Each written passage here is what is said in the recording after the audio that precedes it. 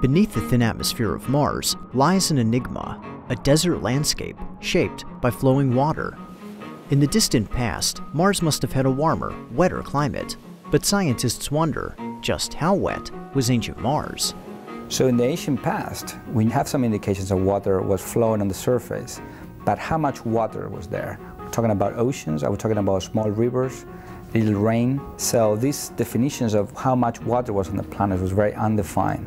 A major question has been how much water did Mars actually have when it was young, and how did it lose that water? To answer this question, a team of researchers at NASA's Goddard Space Flight Center used infrared telescopes on Earth to study water molecules in the Martian atmosphere. We used the world's 3 major telescopes for infrared astronomy. From the ground, we could actually take a snapshot of the whole hemisphere of the planet on a single night. The new infrared maps reveal the atmospheric ratio of normal to heavy water molecules at different locations and seasons on Mars. Heavy water molecules contain a heavy isotope of hydrogen called deuterium, which remains trapped in the Martian water cycle while normal hydrogen is lost to space. The researchers found that water from the polar ice caps is highly enriched in deuterium, indicating that Mars has lost a tremendous quantity of water. Now we know that Mars water is much more enriched than terrestrial ocean water in the heavy form of water, the deuterated form. Immediately, that permits us to estimate the amount of water Mars has lost since it was young.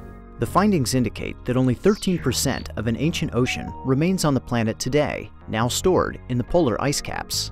87% of this ocean has been lost to space.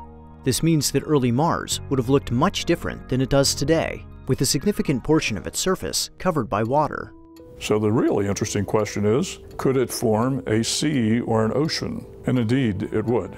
In the northern plains, which is a relatively flat region but depressed from the rest of the planet, it would form an ocean that was approximately 20% of the planet's surface area. And so that is a respectable ocean. This ocean had a maximum depth of around 5,000 feet or around 1 mile deep. It's deep, not as deep as the deepest points of our oceans, but comparable to the average depth of the Mediterranean Sea. By combining Martian topography with the new estimate for water loss, the researchers were able to simulate Mars's ancient ocean and its escape to space.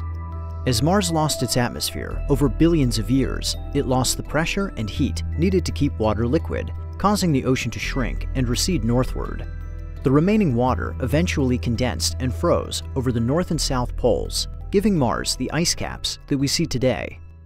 This new scenario means that Mars would have stayed wet for longer than previously thought, expanding its ancient habitability. We now know that Mars was wet for a much longer time than we thought before.